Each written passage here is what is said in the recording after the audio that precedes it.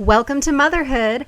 I'm Dr. Christina Hibbert, or Christy, as I like to go by, and I'm here to help you overcome, become, and flourish through this busy experience we call motherhood. And let's face it, moms, it is busy, isn't it? If there's anything that motherhood is, it's busy. And so that's why I'm excited for the topic we're going to be discussing today, which is simplifying your busy life. We'll get to that in just a minute, but first of all, I want to thank you for joining me on the show. I'm here to help you not just go through motherhood, but to learn how to grow through motherhood. And I'm hoping that you'll continue coming back as we learn together and help each other and support one another through this motherhood experience, because we need each other. And that's what this show is really all about. A place of community you can come, take a little break as a mom, and hopefully learn a couple things and feel like you're not in this alone. Now, we're here on WebTalkRadio.net every Monday with new episodes, but also you can find me on my website at drchristinahibbert.com.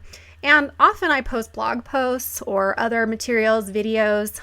In fact, I have videos of every interview that we do, almost every interview, either through my website or on my YouTube channel.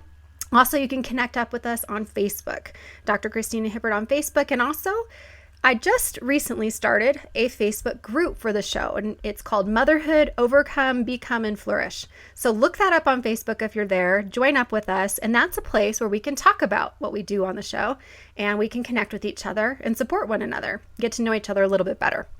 Now, for today's show, I was thinking about the topic, simplify your busy life. And I have been excited for this one because boy, do I need it. I keep telling myself I'm not too busy, and I've just completely blown that whole theory out of the water because that's just not true anymore. And of course, as all of you mostly know, I have 6 children, so that keeps me pretty darn busy. Just the mothering, the taking care of them, the household chores, all of that you all know. You all know what that's all about. And then, of course, my work and writing. And sometime last year, I ended up at this point where I was trying to kind of simplify my life, and I started trying to say no to more commitments and tried to, be more present with my family and home and focusing on the projects that I did have going at the time. I was writing my 3rd book, and I had other, pretty big things going on that took a lot of time. But as I started to kind of simplify my life, I started to feel this antsiness. And I wasn't expecting that. I was really looking forward to having a simpler life and to really having more time to do the things that I enjoyed in life and to spend time with my family. And so when I started feeling this kind of antsiness, this kind of restlessness, it was really unsettling. And I finally realized that I think I was kind of addicted to being busy. And I'd become so used to being busy all the time that once I sort of had this little bit of a lull in my life where I didn't have to be busy, either through, in my past with the traumas that we've been through, grief and loss, that keeps you pretty busy and occupied, trying to raise my family through that, just trying to get our family established and set up when we, as most of you know, inherited my 2 nephews, and suddenly I had 6 kids. And, that of course was crazy busy because it had to be, because sometimes we have those times of life where it's crazy and it's busy and there's no way to get around it. But what I realized was I'd been so used to that mode, and then I'd kind of taken on other projects like publishing my first book, This Is How We Grow, which I self-published, and that was a whole experience and made me incredibly busy. And before I knew it, I was caught up into this whole busyness trap, I guess I called it. So I ended up writing this blog post called Addicted to Busyness and kind of confessing that I felt like I was addicted because it really felt like as I came off of the busyness, as I tried to slow down and simplify, it almost felt like detoxing in a sense. It almost felt like my body just didn't want to be still. I didn't want to, have that downtime maybe. And maybe I wasn't used to just being able to kind of check in on how I'm really doing or listen to what's really going on inside of me because I could just keep busy all the time. So I'm excited to talk about this today because I felt like I got through that. I detoxed, I started feeling better, and I felt like I got into a more normal busy, I guess let's call it normal busy for mothers, life. And then, here I am again in crazy busy again. So it just feels like it comes and goes. And I know now that I don't want to be in crazy busy. So I'm excited to learn some skills and tools today to help us get out of it. One thing I wanted to share from the blog post was just a quote that I had that I want you guys to think about out there, all of you listeners, that if you feel like your life is too busy, I want you to kind of ask, why do I feel like it's too busy? And we're going to talk about this in today's show more.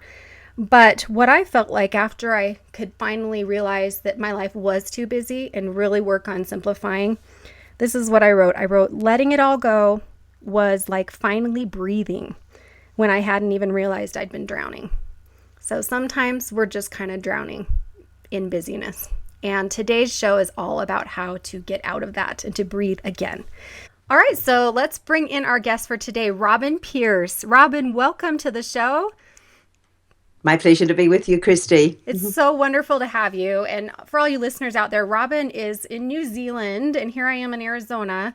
And I just love that it's winter there, it's summer here, it's tomorrow there, or today to her, we're behind. Anyway, I just love that we can connect with people from all around the world. That's really what is so fun about this show. Glad to have you on the show. So let me tell people a little bit about you. Robyn's actually another host on WebTalkRadio.net. She hosts a show called Getting a Grip on Time, Do More with Less. Am I right? Yes, that's the one. So that's why she's going to help us out today with some of our time management and some of our simplifying skills today. But beyond that, Robyn she is a mom and a grandma. She is a mom of 5 kids of her own that she's raised, who have all grown into being, pretty fabulous adults. And she also helped raise another child who was intellectually handicapped as a foster son. She has 17 grandchildren and even acts as a grandmother to some of her nieces. And really, Robyn, it sounds like you'll kind of just take in whomever comes your way or needs you, right? Well, within reason, Christy. Within reason. No, I now have a 20-year-old French lad living with me for the next 2 months. So a grandson, the 18-year-old grandson, the oldest one, he's just gone off to join the army, and now Frank is here. And yeah, it's all fun. It's so great. I love that you just open your home to everybody. And in the meantime, in your free time, Robyn also has a very busy international time management business. And she also happens to be the author of 8 books and more in the wings. So there is so much that we can learn from you today, Robyn, and I'm just really glad to have you here. So let's just jump in. Let's do it. Let's do it. Let's first talk about, I think that everybody who's listening, who's a parent, I think even people who aren't parents can understand this concept of having a bunch of balls up in the air all at once. And, why do we do that? and sort of what are the balls that you see that moms especially have up in the air? And, what can we do to try to keep them all going? Or even should we even try? It's an interesting question, actually, Christy, and I was smiling as you were going through your introduction a little bit earlier and thinking, oh, goodness, this almost addiction to busyness, which I do think somehow it comes as a byproduct of being really busy with raising a family and working and so on and so forth. Mm-hmm. So what are those balls? Well, typically, a lot of girls today, mums are working, whether you're working outside of the home. Well, all mums work. So whether you're working inside the home or outside the home or both, it does take quite a lot of coordination. I've had a lot of laughs with women who have said they now realize how much time they did not maximize before they had children, that they can achieve so much more. And I've had men say that they would now hire a mom over and above a single woman who hasn't had children. Oh, that's very interesting. Yeah, it's a big up for being a mom because we have to learn to keep so many things coordinated. Mm-hmm. Ironically, I used to say, look, I could run an army, I used to say. I feel like I'm being the general of an army. The irony is that now my oldest son is a general. So you showed him how to do it. That's right. You showed him the way, something. Right? Yeah. But it's the running around. It's the getting kids to the sports. It's keeping the house tidy. Some women are lucky enough to have supportive partners. Others are on their own. I've had periods of time that I've lived on my own, being a single mum. My first husband, who was the father of my children, was supportive in some regards, but he certainly was a very good dad. Right. But But you didn't have that husband or partner there to help you in the home day to no, day. That's another no. ball in the air. Yeah, absolutely. It is. Yeah. Hmm. So there's all sorts of things, plenty to go on with. And that's just life for all of us, really. It is. I think it's part of being a parent, part of being a mother for sure, because mothers in particular, we seem to really think about all those things that have to get done and be trying to kind of manage it all and juggle it all. I did a show a few weeks ago called Mothering Through the Whirlwind, and Uh, that is, I mean, it does feel like a whirlwind a lot of times. There is just so much going on. You're just trying, a lot of times I just say, I'm just trying to keep up. I'm just trying to keep up. And One of the things that I've learned, if I can just reflect back, given yeah, I have so many years of looking back and opportunities to learn from my mistakes, there absolutely. was one thing I do believe I did quite reasonably well as a young mother was I didn't try to do too much. Mm, And I think these days there is a greater expectation that women are expected. We say we don't want to be seen as superwoman, but yet somehow there is this wiring that has us think that we need to do everything. I can remember as a young mother with at that time was my second baby, and the foster son had already come. So I ended up with three children in a just under 2 year oh period, my. basically. The foster son is the oldest of them all. Oh So I wow. had a 22-month-old, I had an intellectually handicapped child of 3.5, and I had a brand new baby. Mm, And we had just moved into a small 12-acre lifestyle block, and there were about 500 poultry that needed to be fed, and my ex-husband thought that was a really good idea, oh my goodness. whatever, we won't go there. But Yes. I can still remember sitting breastfeeding this little new baby and looking at the curls of dust underneath the table and thinking to myself, actually, I've got the priorities right. The Mm, baby is the priority. Who cares about the dust? If hmm. anyone wants to come and visit me and they see dust under the table, they can get the vacuum cleaner out and do it themselves. I don't care. I love that. I love that. and and Yeah, the go thing ahead. that I learned quite early on was that people don't actually come to see your house; they come to see you. Hmm. And so endeavour as much as you can to be as relaxed as you can. That doesn't mean you live in a pigsty any more Yeah. than you have to when they're Right. little. There are plenty of times that I can remember I would hear, fortunately in those days, we had a fairly long driveway, and I would hear a car coming up the driveway, and that would give me enough time to go and hide the dishes. Oh, And I have been known, I'll tell the story against myself, I have been known to put things quickly into the oven so that people wouldn't see them. And if there were too many dishes, I would even put them in the washing machine. you would even put them in the washing machine. I would, yes, which If wasn't you're going. desperate, right? I was desperate. There was like a day's Oh, worth or 2 days worth of dishes piling up, and I hadn't got to them yet. So oh, they would go into the washing machine. oh, that's And there'd good. be just time to quickly throw the tatty old blanket over the sofa because we really had no money. And Yeah. so I had a shabby sofa and or lounge suite, and I would just throw a blanket over that and tidy it up and sweep the worst of the toys out of the way and then be gracious when the people arrived. I love that because I think everybody listening can relate to that in some way or another. Maybe we haven't hid dishes in the oven, but I'm sure people have. So, you know what? I think we've done other things like you hide them in the room and shut the door, or you only take the Yes. people into the one room that is actually clean because you feel embarrassed.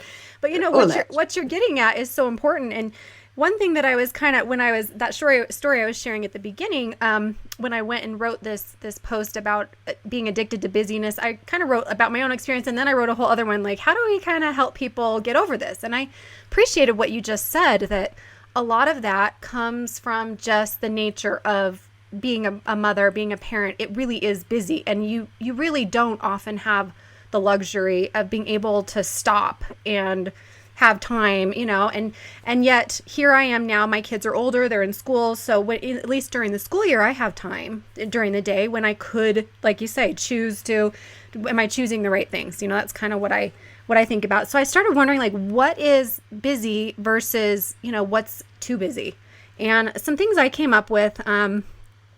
The way I kind of describe it is there's a difference between having a life that's full and a life that's busy. Because to me, the full life kind of implies that you have a measure of health and happiness, Yes. right? I agree with you, Christy, because there is value in having a rich and full life, absolutely.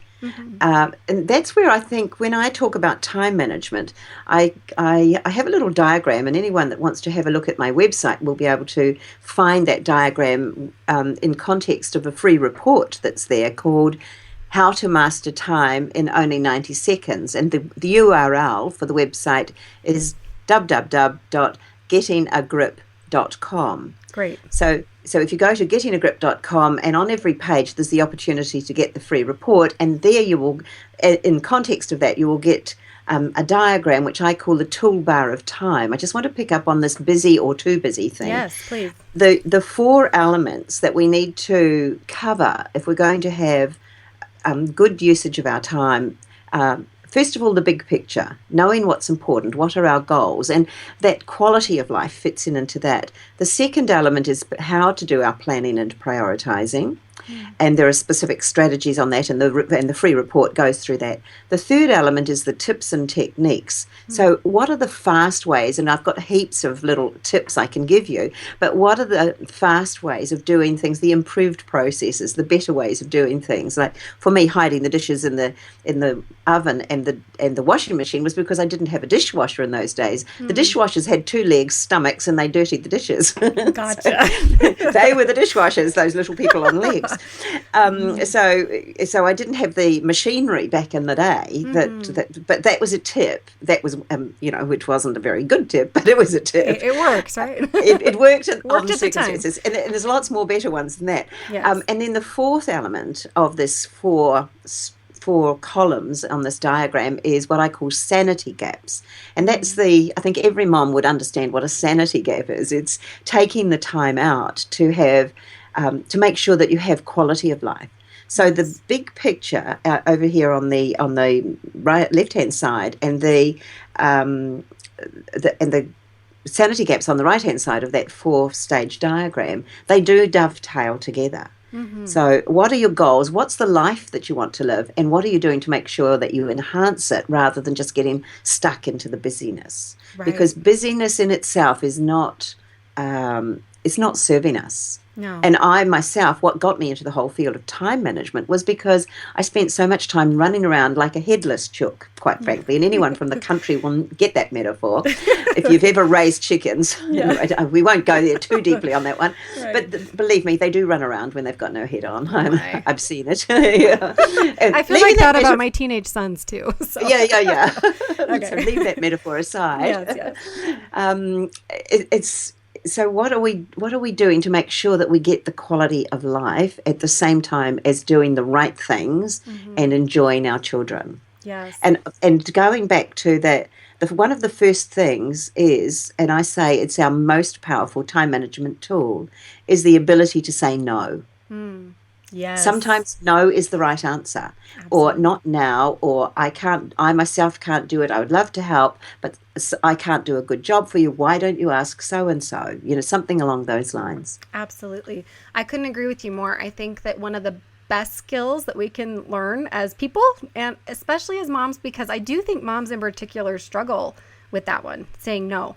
Because it kind of hits to the core of our self-worth or how we feel about ourselves. I think what you said earlier about we all like to say we don't care about the whole superwoman thing, but really we kind of do on some level. We do. Yes, if we're really honest, we want to present well, don't we? It's so true. It's so true. And that's why we're hiding the dishes and why we feel like we can't have people over if our house isn't clean or if our kids aren't looking perfect or whatever. And you're right, though. It really hits on that. So I think that's an important point for all those moms out there listening, because, you can probably relate to this, that, why are we doing the things that we do? And why is it so hard sometimes to say no? Because like I say, as a psychologist, a lot of times I've worked with clients who really struggle with saying no, and they take on way too much. And I am no perfect example. I have struggled with this too. And for me, it's become, at first, I think it was, when I was younger, it was more of a self-worth thing. Like I had to say yes to please people or to be this kind of person that I thought I was or I wanted to be. And now it's become more of but I really want to do that. That sounds really fun. But the question again is, but should I do that? Is it going to help me, or is it going to hurt me, like you're saying? And so what I try to help people understand, because they feel like saying no is mean. And, you can say no in a loving way. And actually, no is a big part of being loving. Like, think about being a parent. If you always said yes, you'd be a terrible parent. Well, you've got nothing left in the tank to Yes. help, to support your family if you're always 100% available for everybody else. You actually are being very selfish. Yeah. So that's right. I think it's important to reframe that whole guilt thing, and that no, that's using no, and somebody must have been a story or an article I read somewhere that no is a love word. If you think about that as a definition, because what is behind that? Now, if we go back into this whole guilt thing, I do believe that part of it is many of us have come through. We've got somewhere in our background, but there's the Puritan work ethic has come through, the hardworking, Germanic, British kind of work ethic is very all pervading, and you're not a good person if you don't work hard. Well, you're not a good person if you're actually burnt out. And because I've been through the burnout so many times myself, it's what got me into this whole topic. I understand how ineffective and ineffectual we are if we have no energy. And here's another thing to consider about time. I don't think when we talk about time, we're talking about when people say, oh, would you come and do a session on time management to me? And I work all around the world. I think really what we're talking about is we're talking about energy management. Oh, that is brilliant. Okay, I want to make sure everybody heard that. We're not talking about time management. We're talking about energy management. Okay. We are. Very important. Continue. The interesting thing, Christy, I used it yesterday with a bunch of kindergarten teachers that I was giving an address to. And I saw it again, and I see it every time, and you reacted exactly the same way as the audiences, is that there is this pause. And people go internal on it, and they really get it, because we know how effective we are if we're feeling up, and we know how difficult it is and how hard things are when we're feeling really heavy and slow and sluggish because our energy is down. And if we use our energy as our filter to identify whether something makes us feel good and we're going to enjoy it, or whether it's yet a burden potentially, that will really give us the clue. I was given a really great phrase by a business coach years ago. I was living in Sydney at the time, and I was debating, so it's not a mom thing, but it's a universal thing. Yes. I was given the opportunity to do a quite a large project with a very large organisation. I needed to work in conjunction with another woman to achieve it, and as soon as I started talking business to this lady, whom I regarded as a friend, but we'd never done business together. As soon as we started talking business, suddenly everything changed. The dynamics were all different, and I began to feel a real heaviness upon me. I was discussing this with my coach, and he said, Robyn, what lights you up? And I thought, what lights me up? Right now, I'm not feeling lit up about working with that lady. Yeah. The idea of the income opportunity seemed like a good idea, but when I started examining and going and drilling down just that little bit, it suddenly felt really heavy. And I walked away from it, and it was a very good thing that I walked away from it, because it would have turned sour, and I would have spent so much time, invested energy, that would with no return. We have to listen to our heart and listen to our intuition. Absolutely. What you're saying hits home so much, and I'm sure that the listeners are feeling the same way, because it is all about what lights us up, what gives us energy versus what drains the energy away. And there are lots of reasons why we do say yes to things, and they can be very, very good reasons. Very, like you say, being a hard worker, it's not a bad thing to want to be a hard worker. It's not a bad thing to want to do what you can for your children, or to be at all of their events, or whatever it is. But the question is, is that going to light you up? And also, I guess on the flip side, or is it going to deplete you in some way, like that energy? right? Yes. Let me give you another example on Yes. this, and it's leading into simplifying life. It's Yes. it's all part of it. Okay. I was working with a group of school administrators quite a few years ago, and I'd given them my little framework of the big picture, the planning and prioritizing, the tips and techniques, and we were talking about work-life balance, which is rather more under that sanity gaps section. And one of the women was immaculately dressed. She was a standout in comparison with the rest of the group. They were all very nicely dressed in business attire, but this woman, she was sharp as a tack.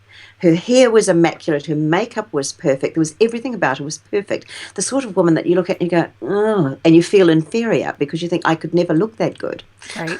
We all know that woman, yes. Yes, we do. As I started talking about what are you doing to take time out for yourself, as an individual, addressing the group, but each person individually, she went really white. And I thought, well, something's wrong. Anyway, a moment or two went by and there was a bit of a general conversation and she blurted out and she said, I never take time for me. And it was such an aha moment. And you could imagine that her car was immaculate, her house was immaculate, her children were immaculate. She was the sort of lady that would never go to bed with the dish undone. Yeah. Her house would always be perfect. And she'd be stressing to get that perfection all the time. My heart went out to her, quite honestly, Christy. Yes. But she really got that she needed to just take some of the pressure off. It wasn't serving her. And it was just one of those really pivotal moments. So some of your listeners might be able to identify with that. So it really comes back to what is important to you. And some of us do get a bit addicted to this perfection in actual fact. But I really encourage anyone that's in that space to think what really does matter. And then if you find yourself hooked in is to practice saying no on the little things. If you can find something small. So if every day, and this is what I say to some of my coaching clients, and they're coaching clients from all around the world, I'll say, just practice saying no. See if you can find at least one thing to say no to each day. And they report back all sorts of amazing things. Once they get into the mindset, it's like giving them permission. I love that. I love that tip. So let's try that, everybody. Let's try to look for things we can say no to every day. And then take some kind of pleasure in that, I guess, too, not just feel bad about it, but really have that permission to do what we need to do for ourselves. Because I love what you're calling these sanity gaps, that we really do need to keep ourselves sane and healthy and well too. And this is all part of that, the saying no, the taking care of ourselves and finding time. And, we can talk about some more strategies for how to do that in a little bit. But, before we do that, I want to ask you, because I'm thinking, the title is about simplifying our life. And I think people have different ideas of what that means, probably. And I'd like to hear what you think. I mean, I was thinking about what do I think? And to me, I think I've heard people talk about simplify meaning it's boring, or simplify meaning, I'm not doing enough or whatever. But to me, that's not what it's about. To me, simplify is about kind of getting back the quality of life versus the quantity of stuff and things to do. So what does simplify mean to you, Robyn? And then maybe we could get into some of the specific strategies we could use to practice time management and all those kinds of things. Certainly. Just before I go on to the simplicity thing, there's one extra I realized I need to qualify about saying no. Please. Is not in a career limiting nor in a relationship limiting way. Okay, so if you're going to practice saying no, qualifier. Yes, don't go out and ruin a relationship or a career opportunity. Exactly. Don't offend people, but just practice on the things that are going to actually give you a better quality of life when you really analyze it. That question, like you said, is just, is this going to be good for me? Is this going to light me up? Is this going to help me to say no to this thing? And that's right. I think, again, like that idea that I said about make it a loving no. You can say, no, I'm sorry. I'm sorry, I can't. I wish I could, but no, that kind of thing. You don't have to be like, no way, That's right. So back to the simplicity question. Okay, let me answer that for you. Go for it. Let me answer with an illustration. I was working in this particular situation was a group of very senior principals, deputy principals, and senior staff in a very high level school here in Auckland, in New Zealand. they have, it's a private school. There are high expectations from the parents that the children will be really extended and have this really rich and vibrant school life. And the teachers are very dedicated and they're just really fantastic. Mm-hmm. As I was listening to this small group of people talking about all of the projects that they were doing and how they'd taken, one group had taken their class to an overnighter at the local zoo, and there was performances and there was all sorts of things, and they were saying, we just have so many things going on. Now, that's teachers, but think about it in your own family. There are all these wonderful, rich things that you're wanting to do. And I suddenly thought, it just came to me. I said, do you think you might be trying to do too many things? How, if you're tired, because they were saying at the end of every term, we're exhausted. I said, if you're tired, do you suppose the children might be tired too? Do you suppose the parents who are volunteers might be tired as well?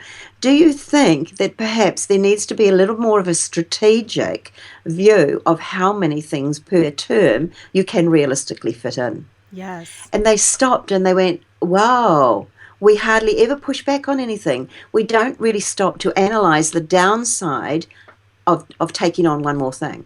Yes, you're right. And I think one of the words that stuck out for me there was you said rich, like all these rich things that we want. And to me, that kind of goes back to that idea of having a full, rich life versus having a busy life, which to me is kind of the way I feel when I'm too busy. Is I feel scattered. I feel like I'm being, like you say, I'm being pulled in so many directions. I'm not really doing any one thing very well.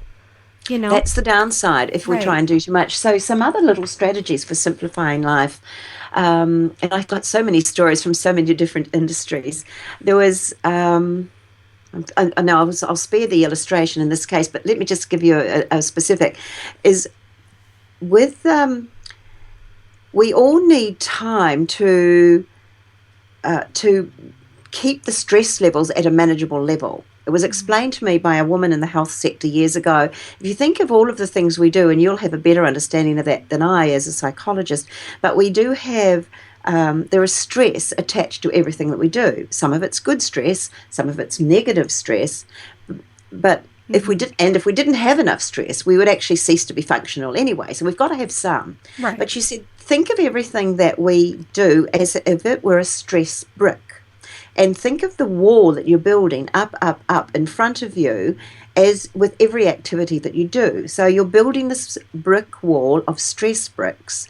She said, if every 6 to 8 weeks you can take a completely clean weekend and have what I term a do-nothing weekend, she said, you will keep those bricks at a manageable level, because some of those stress bricks, they will fall off. They will be knocked down because you've slow down and you've given your body time to relax, you've given your family time to relax, you've just sort of taken a breath, really, in all sorts of metaphorical ways. And she said, if you do that on a regular basis, you won't then get to the end of the year and have a complete meltdown, which so many people know. I was with a different group of people last night speaking to about 50 people. And there was a mixed audience, and some of them were parents, and some of them had families growing up, and some had no children yet. But they could all identify with this sense of trying to squeeze in too much. Right.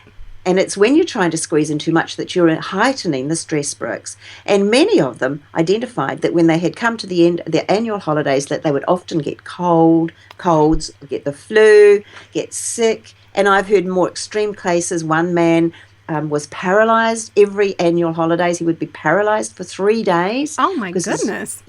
His body could not cope. His body said, you've pushed me too hard. Finally, I've got you. Shut up, lie down, and go nowhere because I'm making you. Wow. That's an extreme example. Yeah. That was extreme, but I've got another one as well. Mm-hmm. Another one was a woman who was in the funeral director business, and she had just pushed herself, new job, she pushed herself really hard, and she went blind. Wow. She had worked, it was temporary blindness, but she had not given herself any time out for 18 months, and she went blind. Wow. She woke up one morning and she couldn't see. Wow. She was devastated, of course. Now, it came, in both cases, they came right, but that's messages from your body. Right. And I think what you're saying is so important that we have to listen to our bodies. And for me, that's kind of where I am in my life right now is, I had a book deadline. I had to get it done. It's the end of the school year. And as I mentioned on another show, I was in a car accident about, in the month of May, which I call mayhem because it's the end of the school year and it's crazy. Oh, wow. And it was quite a literal physical reminder. I got whiplash and I started going to treatment and I couldn't work on my book and I ended up having to push it back a month to finish. And I just actually turned it in last night and it took me way longer than I thought. Thank you. Yep. But my body is a wreck. I feel so, I went to the chiropractor today. I'm getting a massage tomorrow to start working on it because it was kind of one of those wake up calls of, oh my goodness, I really have to take care of my body when I can't turn my neck, because I had this car accident. I'm not taking enough care of my body and my mind goes right along with it. If your body's not well, your mind's not going to be well. That's your right. spirit's not well. That's so exactly right. So let me give you some more specifics about this do nothing weekend idea because it's very powerful. Yes, it's please. about every 6 weeks. Now, in fact, I was first introduced to the specifics of it. I'd heard the story from the health professional some years prior, but then I get my best stories from my audiences. Sure. This lovely woman, she was a mature woman, and her children were by this time growing up, but she said, when my kids were young, we realized that we were doing, as you've described so aptly in this interview, just rushing from pillar to post, constantly trying to fit in everything. Right. And so we decided that we were going to not let that happen anymore and non-stop. So every 6 weeks, we would have this do nothing weekend. And the rules were, on a Thursday night, anything that would normally be done on the weekend would get done on the Thursday night. So groceries purchased, petrol in the car, any lawns that needed to be mowed if they just had to be done. Right. Any chores were finished and completed by the family on the Thursday night. Okay. When we got home from our school, work, the various places that we would all be at during the day, on the Friday, if we had not already decided what we were going to do, we would have a little consultation. Sometimes we would get in the car and we would drive out of town and we would go to some lovely destination and stay overnight on the Saturday night and then come back in our own gracious time on the Sunday. Other times we would just hang out at home. We wouldn't do anything particular. But one person might say, well, I'm just going to lie around and read books all weekend, and somebody else might go and play with their mate. But the only rule was that there were no obligations. I love that. And she said it was such a powerful strategy that even after the children grew up, all flown the nest, she and her husband still continued to do it. Oh, I just think that's brilliant. So every 6 weeks. Yes, it might spin out to 8 weeks, but never let it go longer than 8 weeks. Never let it go longer than 8 weeks, and plan your do nothing weekend. And then you have to literally do nothing. Do nothing. And you turn off the phones. You don't do homework. You don't bring work home. You're not doing your emails. You're relaxing. You're actually allowing your entire body and your relationships with your family, if you've got family, just to really sort of defrag, if we were to use a computer term. Right. And I've got another little strategy on that one, in fact, that came from a young working mother. She was a practice nurse in a medical centre. And she said, look, we do something like that in our family, but we don't have the money to go anywhere. We're saving for a new house or whatever they were saving for. So we tell our family and friends that we're going away. They have their own nuclear family, but they tell their extended family and friends they're going away for the weekend, and they don't go away. They shut the gate, they pull down the curtains at the front of the house, they take the phone off the hook, and they slop around in their pajamas if they want to. They're not home to anybody. That's brilliant too. I love that. So that's a money-saving one. That saves you money and time. And also, a part of all these balls in the air, and I think you kind of hit on it a little bit earlier, but we didn't really explicitly say it, is that because we're trying to juggle all these balls so much, we don't get that quality time with our kids, with our family. And what you're describing here is a way to simplify your life literally in a way that gives you that time that you probably all of us probably desperately need more quality time with our families. And it sounds like you could spend that time doing your do nothing weekend or having your staycation, with everybody thinks you're gone. Staycation, that's a good one. That's a new word. I hadn't heard that. Oh yeah, before. That's a good word. It's a good word. Staycation. Because it can be hard, and I think it's hard for everybody, no matter how many children you have. We try to kind of fit in quality time by taking them to their activity or doing something else, but really, how much time do we have to connect with them and build that relationship and do something together that helps build that relationship? I find that to be a big struggle having so many children, is finding the one-on-one time with each of them and then the together time with everybody, especially as my children are older. And the older they get, obviously, they get so busy. They go on their own then. It's not even me driving them, but they're just gone. Yes. So there's a couple of other strategies I can suggest there, actually. Yeah, one was, great. this is for young parents of young children. Yes. Because I had my 6 all arrived in a 9-year period, just like yours came really fast because you got these 2 extras. Well, Right. 5 of them I just was really slow at turning off the tap. Right. So right from the first child to the last child, they came in 9 years exactly. Wow. And so it was.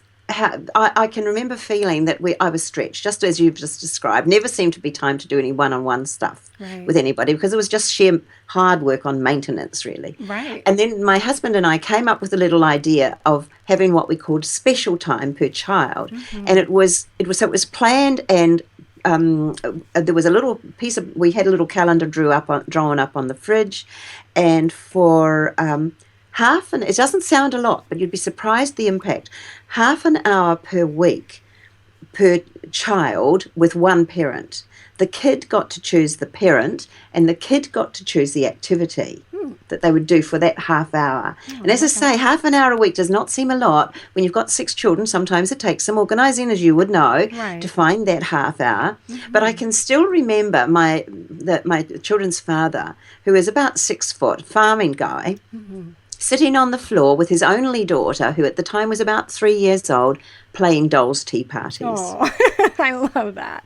Yeah. That's beautiful. And Catherine, who's now a mom of her own, with her own 3 beautiful children, she still remembers those things, and so does her dad. Oh, yes. That's a brilliant tip, too. I mean, you're right, because we can fit in 30 minutes, and I like letting the child direct what they want to do and who they want to do it with, and it really can be simple. It can be very simple, like you're saying, playing dolls on the floor, coloring together, doing a craft project, or playing a sport together, whatever they want. Whatever they want. And then another one is the children get a little bit older, and in fact, it's the same girl, my only daughter, who's done something. She and her husband have got a nice little strategy that Monday night, he's got a really busy work schedule, so does she. On Monday nights, it's family night, because that's the night that they're least likely to have commitments outside of the home, and they turn off the telly. There's no telly. It's TV-free night. They make sure they have dinner together, and then they go play as a family. And they're quite an active family, so sometimes it's going for a walk, sometimes it's playing on their little piece of acreage that they've got, or riding around on their 4-wheel bike, or whatever it might be. But it might be ball games, but it's whatever the family agree, and they have a fun night together. So that's a weekly date. Yeah, that's important. We actually do that. We have a family home evening, which we call it on Monday nights. And and always we've had that for like all these years, but and it gets harder when they get older for the kids to try to keep the family night. And there are times where they have practice they can't get out of, or they have work or something as they've gotten older. But then we just try to adjust around, okay, when can everybody be home? And sometimes it is only a half hour, an hour.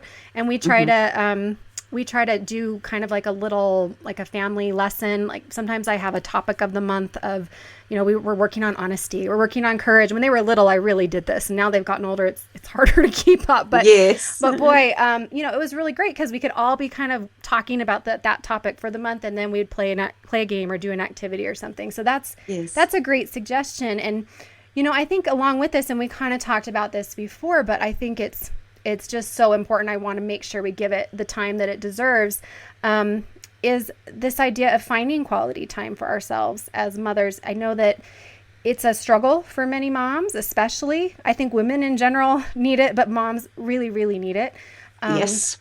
we need it more than we realize. And I also wrote a blog post about the importance of alone time. And then I wrote 25 tools for tips for how to find alone time, because I think it's, and I like that you're calling it, quality time for yourself, because I need alone time. That doesn't mean everybody needs to be alone. Maybe you need to be with your friends or doing something fun or working on a project or whatever you want to do. But mentally, emotionally, physically, spiritually, in every sense, and socially, we do need that time for ourselves. And I think absolutely what we do is I always say, are you on your list? You have this incredibly long list of what you need to do and all those balls you're going to juggle, but are you anywhere on there? And if you are, for most moms, I found that they're at the bottom of the list or they're not on there. And so what are some ideas that you have for how we can encourage and practically help them practically find those solutions to put into their lives to find that quality time? Okay, good question. In that free report that I've already mentioned at gettingagrip.com, there is also, as well as the toolbar of time that I've already described, there's also a weekly planning page, and you can just download that from the website. It's the link is in the report. Okay. I really encourage people to use to do some kind of weekly planning, because what a lot of people use their diaries for is for to-do lists or appointments. And I suggest, if you want to get the highest value from it, you turn it into a planning tool, not just an appointment taker. Right. And by doing that, and that's all explained in that free report, but the specifics, just very quickly for you, every weekend, sort of weekly, first thing you do on your weekly calendar, it would be, and I suggest you do it on the paper as well, even though you might be digital. A lot of people find that the exercise of handwriting something, it just gives us this higher level of awareness. There's a gut connection as well. There's just a different neurological experience that happens when you get a pen in your hand and write things rather than just doing it on a keyboard. And you'll have all the good psychology reasons as to why I'm with you on that. Sure. I am a fan of writing with a pen and paper. Yes. Good. So the 3 steps are, first of all, to block in the time-sensitive commitments you have. So you're doing this for yourself. You're doing it as a family, perhaps, if you've got a family calendar. Mm-hmm. But obviously the family one and your personal one need to integrate. Right. And so you're blocking in all the time-sensitive commitments. The second one is you're saying to yourself, what mini goals do I want to achieve in each of the major areas of my life? And in that free report and in that weekly planning page that I've got there, I list 4 areas. So there's the self, well-being and spirit. In fact, they're the ones that I've went through before. Self, well-being and spirit. No, I didn't actually. Business and career, home and family, and community and humanity. Mm. And if you just think in those 4 major life areas, what are one or two things that I realistically could achieve that are more longer term value? Now, if it's for yourself, that sector is, what is it that you want to do for yourself? So you're working through that process. And then the third step is you convert those mini goals into appointments with yourself. Mm. So for yourself, it might be go to the gym. It might be have half an hour just chilling, doing nothing. It might, goodness knows what it might be, and everyone's got different things. Mm-hmm. But you schedule it as an appointment, and it's as important as taking the kid to the doctor or showing up at work on time. Right. And that's the hard part. Don't you think that's the hard part? A lot of it is the hard part. We push it out of the way because we think, it's just me. It's okay if I let myself down, but I'm not going to let down the Joe Schmo at the wherever that I had an appointment with, right? Exactly. And by writing it down and getting it into the calendar, it helps to give it a higher level of importance. Mm-hmm. Because so often we'll say, well, we'll get to that when we've got time. Well, it's a bit like budgeting. If you pay yourself after the money with whatever's left over at the end of the month, what a joke that is. You've got to just always, anybody who's a financial planner will say, pay yourself first. Right. Well, this is pay yourself first with time as well. Mm. If you don't set that as a priority, it won't happen. And time and energy, as you said. Exactly. You're paying yourself with time and energy. And who, as a mother, does not need more time and energy out there? Exactly. Yeah. Now, going back, an example, I remember when my children were very small, one of the strategies that I used for doing this, there were a couple of things that jumped to mind. One was a girlfriend who had wee babies the same age as mine, and we realised that neither of us ever got any time away from our kids. We would catch up together, but the children were always there, and so we started swapping children. So one morning a week, Jenny would have all my children, including my breastfed baby, and then on a different day, she would have all of the children, including. Which I would have her breastfed baby and she would have my breastfed baby. And we won't go too deeply into that, but work that one out for yourselves, people. Great. If a baby needs feeding, a baby needs feeding. I love that, yes. You guys are really helping each other out in all ways. We were, and those little boys were like sort of bond brothers there for a while. But anyway, that's cool. So, and you wouldn't necessarily go that far, but we chose to, and that was how it worked for us. Right. But I still remember this feeling of going down the main street of the small country town that I lived in, with this amazing feeling of freedom. Oh. And I felt as if I was the mother cat that had walked away from the kittens in the basket.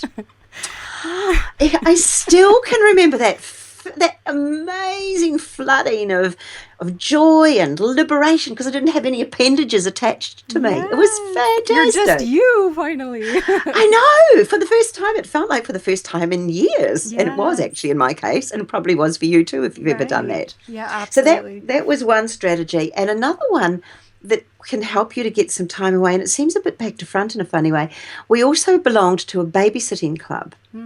And what that meant was that because none of us, there was a whole group of us that didn't have much money, and so we were saving our pennies, but we were supporting each other in looking after it. So somebody kept the book. That job got rotated, and so you generated hours. If you went and babysat for somebody else's kids, you got that amount of credit, and then you could use it up for yourself.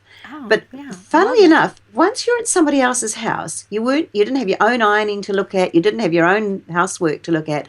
You were in somebody else's probably quite nice house because they tidied up because their friend was coming to look after the kids. Exactly, their stuff was all in the oven. Yeah. The kids got put to bed. You didn't have to do their housework. You could read a book. You could listen to their music. You could do all sorts of things. I can remember before I had a stereo, I remember one girlfriend's place I was at, and I got introduced to Jonathan Livingston Seagull, the music that Neil Diamond's beautiful song, that whole CD of Jonathan Livingston Seagull. Well, I was a convert forever after that. I didn't have that opportunity at my own house. So it felt, even though I was in someone else's house with someone else's children, but they'd gone to bed, it felt like I was having time out for me. Oh, that's brilliant, because also the kids have fun because then they play with their friends and you do kind of get that little mini break in a sense, but I didn't have my own children with me. They were left at home with my husband. Oh, okay. So I left all my kids behind, and I was free and a free agent. Now, the only variation on that was when there was a breastfed baby on my arm. Right. So I would take the baby in the cradle, and then that baby would need feeding at an appropriate time. That didn't matter. Right. Tiny babies go to sleep. Right. So it was only the other people's children that I was looking after, and most of the time they got them into bed. Right. I love that. So okay, everybody out there, you can try this. You can try a babysitting, kind of a co-op, or a giving each other credit, paying back whoever's in the group by, whoever you watch the kids, you get credit for, and then you get to receive that from somebody else down the road, right? Yes. You didn't have to be doing it to the same person all the time, because it was a group of about 10 of us. Yeah, see, that's so smart. And so the point of all this and these suggestions are really telling us that it is possible, moms. It is definitely possible that you can find that quality time for yourself. And why I can just hear some of our listeners out there right now going, well, but we're talking about simplifying our life, and you're telling me now I need to go find quiet time for myself, or go have my alone time or my quality time. But what I want to say is, but that's the point. The point is, we're trying to simplifying your life means, as we've said, having a richer, fuller, happier, healthier life. It doesn't mean having all around less things to do. It just means what you do. And tell me if I'm getting this, Robyn, but from what you're saying, and I'm with you in agreement here, it means what you do are the things that really matter to you. And they're the things that, like you say, light you up, that fill you up, that fill your cup. So then you can go out and fill the cups of your children, your family, whomever else. That's what we're talking about when we're talking about simplifying. Absolutely. And there's a few other little suggestions, really practical things for the girls that are feeling just overloaded with too much to do, and they still got it all to do. So, for example, and this was a tip from my doctor when my children were young, he said, he looked at me and I was looking a bit tired. I'd gone in with one of the kids being sick. He said, get a schoolgirl for the hell hour. I'm going, what do you mean? The hell hour. But we all know it. You know, if you've got young children, you know what the hell hour is. That's why I'm laughing, yes. And so I did. My children were still quite young. They were still in primary school or preschoolers. And in fact, I'd used this young girl a couple of times over a period of years, usually for at least a year, because I was going through yet another hell hour phase with yet another baby. Leonie would get off the school bus at my gate instead of hers. She would come in and get herself a peanut butter sandwich or something as an after-school snack, and she would work for me for 1 hour. She would do anything that I wanted. So it might be vacuum clean the house if I hadn't got round to it and it was really bad. Right. It might be put the kids in the bath. It might be bring the washing in. Occasionally it was put the washing out at the end of the day because unlike America, we don't use dryers very much in New Zealand. Or it might be just fold the washing up or pick up the toys or peel the potatoes or any job at all that I wanted her to do, she would do. So it was another pair of adult hands or quasi-adult hands for 1 hour, and she was fully focused. And she got, it was so effective. And I suggest that to all my people that I work with that are young families. So, and I remember one young man in a corporate training session, when I said this, he said, I'm going to go home and tell my wife she needs a schoolgirl for the hell hour. Oh. A schoolgirl. Well, if we stop there, that could be challenging. Don't put it that way, right? Yeah. Just be careful how you say it. Oh, my goodness. But it's getting that extra pair of hands. No, that's a good husband, yeah. And it might be, you hire a teenager and a later teens or a uni student to drive your kids to some of the things. That's another idea. Absolutely. You know, these are great tips because it's not, I just want you moms out there to remember this, that it is okay to have help. And it's not only okay, it's really crucial. And I do have a weekly cleaning lady. I mean, to me, Absolutely. That is a key to my life. I could not function without a cleaning lady once a week. And that's the only day that I feel like I ever get on top of any of the chores in my house. And it's one day where mentally I can just at the end of the day have a clean house all at one time. And mentally it's like that break. It's sort of like, and I tell you what, we also always get pizza that night. We get takeout and I make the kids eat it on the back deck because I want the kitchen to be clean that night. You know, I just want one day of the week your house is totally clean. It's like 2 hours really, because then it gets trashed again. But you know what? It's mentally, it's that it is simplifying because it also, for one, it allows you to not have to do the work when you hire out help, but also it gives you that mental freedom and break that you're talking about, which I think is so helpful. Yes. You know, one other thing that I wanted to suggest for people using their quality time is to work on, you have your to-do list, but do you have a to-be list? Who are you trying to be? And really, I have found personally that when I know who I'm trying to be or when I have a personal goal like that, it helps me to simplify my life because I don't want to be the stressed out, harried mom that's too busy for things. I want to be able to have time that if somebody calls and needs service, I can go do that. So when I want to be a person that contributes and I'm working on that, it helps me to say no to other things, to free up my schedule, to simplify my life. And again, it's that richness of using my quality time to do the things that I want to do to help me be the kind of person that I want to be. That's a great one, Christy. I like that, a to-be list. And there's another list I could suggest for you is to have a do-not-do list. Oh, I love that. Okay, this is good. We're going to wrap up on this one. So let's talk about the do-not-do list. Well, it's the things that you realize you shouldn't be doing. Yeah. And there's so many more tips I could share with you. One of these days, soonish. I think we're going to have to have you back. I think we're going to have to have you back because there are so much more we could talk about. I've got a swag of tips, of really, really cool tips, like the computer dollars, for example, getting the kids to do things. One of my families, I'll just finish with this one, shall I? One of my families they don't encourage their children. In fact, they don't have a television. That's a choice. But the children love to spend time on the computer. Father's got an iPad. There's a couple of laptops in the family, etc. And so the kids love to do the housework because they get paid in computer dollars. And it was 5 minutes per certain task, or 10 minutes, and they negotiated, was it be 10 minutes to clean the bathroom, 10 computer minutes, or 10 computer dollars. But now, because they're teaching them to do maths or do their multiplication tables, so it's 6-minute increments. So okay, to Matt, who's 7 years old. So if you've done 3 computer dollars, how many minutes is that? So there you 6 times 3, and all that sort of stuff. So they get to play their games on their parents' computers or on the iPad. But they, in the meantime, they're mowing the lawn, they're cleaning the house, doing all those things. I love that. I love that. Okay, so there are masses of simple little fun things. And yes, that just helps us to get together time, sharing time, teaching responsibility. Yes. There's a trillion extra things there. But absolutely. But I think the main points, like you say, are that when we're trying to simplify, we're trying to make more of a quality life for ourselves. And that's what makes it worth it. You know, it's not, and part of that is saying no. Part of that is finding quality time for ourselves. Part of that is finding quality time with our kids and our family. And like you said earlier, but kind of want to make this point at the end here, it really is about knowing what really matters to you and what your priorities really are, right? And then you make those things your top of your list. Like I used to say, when you have your to-do list, you put your A category things, those are your like must-dos. And, you know, a lot of times we don't put, like you said, schedule yourself on there and make it an A thing, A priority. I'm not going to quit on myself. I'm going to give myself that respect and that time that I need. And then you do your B things and your C things. And then I say, and then you get rid of the C things and then you get rid of the B things because you only have time for the A's. You only have time for the A's. That's right. But if you've treated them as higher priority, they will get dealt with first. Right.